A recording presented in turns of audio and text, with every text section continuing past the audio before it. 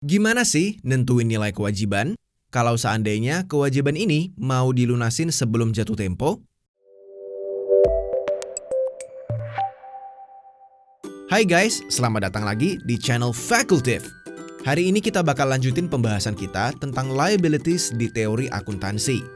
Di topik sebelumnya, kita udah bahas pengertian liabilities, kapan ngakuinnya, sampai cara ngukurnya kayak gimana. Di topik kali ini kita bakal bahas gimana cara menilai dan ngelaporinnya. Kita langsung aja guys. Gimana sih cara menilai liabilities ini? Waktu kita belajar pengukuran yang dimaksud di sini adalah gimana cara nentuin nilainya pas liabilities ini muncul pertama kali. Nah, sekarang di penilaian. Kita bakal bahas gimana cara nentuin nilai liabilities ini setiap saat selama berjalan, hingga nanti dilunasin. Secara umum, cara melakukan penilaian liabilities selama berjalan sebenarnya sama aja kayak pas ngelakuin pengukuran. Yaitu kita cari angkanya, kira-kira berapa besar kalau kewajiban ini mau dilunasi saat itu. Selama berjalan, angka ini bisa kita cari dengan nyari nilai pasarnya. Atau bisa juga dengan ngitung nilai sekarangnya, yang sering disebut dengan PV atau present value-nya. Of course, kalau udah jatuh tempo, nilai PV ini bakal sama dengan nilai jatuh tempo atau face value-nya. Buat yang pengen tahu kenapa bisa kayak gitu sampai ke jurnal-jurnalnya, kalian bisa lihat pembahasan di Fakultif waktu bahas obligasi ya. Nah, ketika kewajiban kita udah dilunasin, baru deh kita boleh hapus kewajiban ini. Karena kita udah nggak ada lagi keharusan untuk bayar atau lakuin apapun ke mereka. Ini sederhana, tapi penting nih guys buat kalian tahu. Secara akuntansi, yang jadi acuan kapan kewajiban ini bisa kita hapus adalah dengan cara ngeliat kita masih ada keharusan untuk bayar atau lakuin sesuatu nggak sih? Kalau udah nggak ada, ini baru boleh kita hapus. Selama masih ada, nggak boleh guys. Ini juga berlaku dalam kasus seandainya kewajiban kita belum lunas. Tapi secara yuridis, kita dibebasin secara hukum. Baik itu melalui putusan pengadilan, atau kreditor kita ngebebasin utang kita dari mereka. Misalnya, dalam kasus utang kita diambil alih dan dijamin oleh pihak lain contohnya. Nah guys, kalau pelunasan pas jatuh tempo mungkin gak nimbulin problem. Tinggal kita lihat utang kita berapa. Kita tinggal hapus atau ilangin nilai jatuh temponya. Tapi kalau sebelum jatuh tempo gimana? Ada beberapa dasar yang bisa kita gunain guys. Yang pertama, kita bisa tentuin nilainya pakai harga pasar saat itu berapa. Atau istilah kerennya, pakai current market value. Contohnya seperti kewajiban yang melibatkan surat-surat berharga, kayak kewajiban perusahaan yang nerbitin option misalnya. Lalu selain itu, kita juga bisa menilai kewajiban pakai angka pelunasan pas jatuh tempo nanti. Termasuk kos-kos langsung lainnya untuk ngelunasin kewajiban itu. Istilah kerennya adalah pakai net settlement value. Penilaian kewajiban seperti ini biasanya untuk kewajiban yang jumlah rupiahnya cukup pasti. Tapi kapan persisnya kewajiban ini bakal dilunasi kita belum tahu. Contoh paling gampangnya ya utang dagang. Nilai jatuh tempo utang dagang bisa kita tahu secara persis. Tapi apakah bakal kita lunasin secepatnya atau mungkin telat-telat dikit? Kadang kita belum tahu. Tapi atas dasar kepraktisan, kita bisa nilai utang dagang pakai nilai pas jatuh temponya. Lalu kita juga bisa menilai kewajiban pakai nilai sekarang atau PV-nya. Ini biasanya untuk kewajiban jangka panjang yang nilai dan kapan bayarnya cukup bisa dipastiin. Contohnya ya kayak obligasi guys. Buat menilai obligasi, caranya bisa dengan hitung nilai sekarang dari semua aliran kas yang ada di obligasi itu. Nah, tapi ada sedikit yang mau saya tambahin di sini kalau kita mengakui kewajiban pakai PV. Dalam kasus tertentu, nilai pas kita hitung pakai PV mungkin berbeda dengan nilai pasarnya saat itu. Misalnya dalam kasus obligasi yang mau kita lunasin di tengah jalan. Buat ngelunasin, kita harus tarik obligasi kita dari pasaran dengan cara beli balik obligasinya.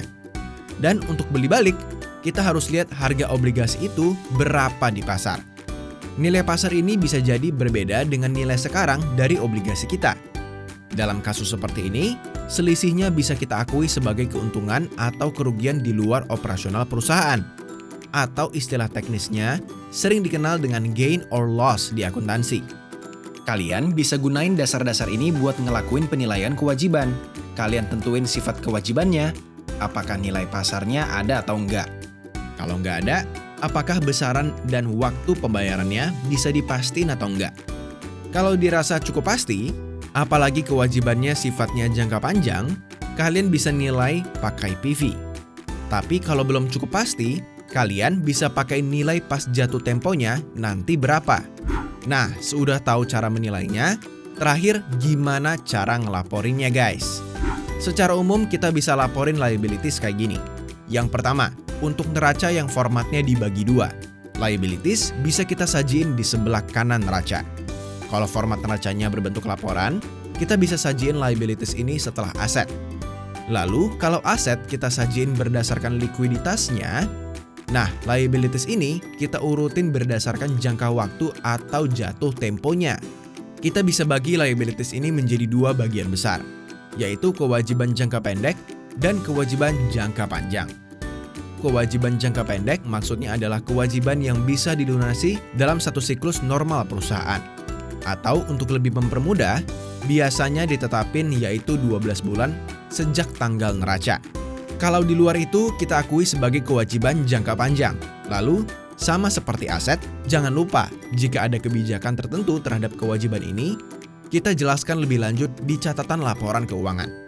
Dengan ngurutin aset berdasarkan seberapa cepat aset bisa jadi duit, dan ngurutin liabilities berdasarkan seberapa cepat liabilities ini jatuh tempo, kita bisa lebih mudah buat analisa neraca. Terutama buat ngeliat likuiditas perusahaan secara keseluruhan. Kita bisa ngeliat mana aset yang bisa jadi duit cepat buat lunasin kewajiban-kewajiban kita yang udah deket jatuh tempo misalnya. Analisa seperti ini nanti saya bahas lebih dalam waktu kita belajar analisa laporan keuangan.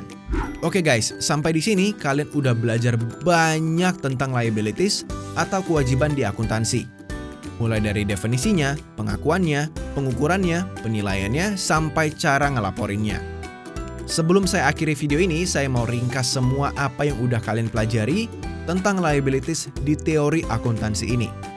Pertama, apa saja sih yang bisa kita akui sebagai kewajiban atau liabilities? Yang bisa kita akui sebagai kewajiban adalah semua transaksi di masa lalu yang munculin keharusan sekarang untuk ngorbanin manfaat ekonomik di masa depan. Lalu selanjutnya, kapan kita bisa akuin kewajiban ini? Secara umum, kewajiban kita akuin pada saat terjadinya transaksi. Kita bisa ngakuin kewajiban atas dasar pertimbangan-pertimbangan ini. Pertama, karena adanya bukti yuridis kalau kita memang berkewajiban ke pihak lain, kayak dapat invoice dari supplier misalnya. Kita juga bisa ngakuin kewajiban atas dasar konservatisme. Contohnya dalam kasus ngakuin garansi suku cadang misalnya. Selain itu, kita juga bisa ngakuin liabilities. Karena secara substansi, transaksi tersebut memang merupakan kewajiban. Contohnya dalam kasus ngakuin capital lease. Dan terakhir, kita bisa ngakuin kewajiban karena adanya keharusan. Dan keharusan ini bisa diukur angkanya dan hampir bisa dipastiin bakal terjadi. Lalu kita juga udah belajar gimana cara ngukur liabilities ini pertama kali. Kita bisa ngukur liabilities menggunakan penghargaan sepakatan atau nilai duitnya seandainya liabilities ini mau dilunasi saat itu. Untuk liabilities yang pelunasannya bukan berupa duit, seluruh nilai rupiah yang timbul dari transaksi kita bisa kita akui seluruhnya sebagai liabilities. Next, untuk penilaian liabilities bisa pakai nilai pasarnya, nilai pas jatuh temponya, atau nilai sekarangnya. Dalam kasus kita menilai pakai nilai sekarang atau PV-nya, dan waktu ngelunasin ternyata berbeda dengan nilai pasarnya, selisih ini bisa kita akuin sebagai keuntungan atau kerugian di perusahaan. Terakhir, buat ngelaporin kewajiban, pertama kita pilah mana yang jangka pendek dan mana yang jangka panjang. Lalu kita urutin berdasarkan jangka waktu jatuh temponya. Ini semua yang minimal kalian harus tahu tentang kewajiban di akuntansi guys. Di topik teori akuntansi berikutnya, kita bakal lanjutin bahas tentang elemen laporan keuangan yang paling populer, yaitu tentang pendapatan. Stay tune terus di channel Fakultif, dan kalau konten ini berguna buat kalian, jangan lupa like, subscribe, dan sharing ke teman-teman kalian ya. Kita bakal terus bahas topik-topik lainnya di akuntansi dan finance. Pastinya sesederhana mungkin, biar kalian bisa be simple buat ngertiinnya. See you guys!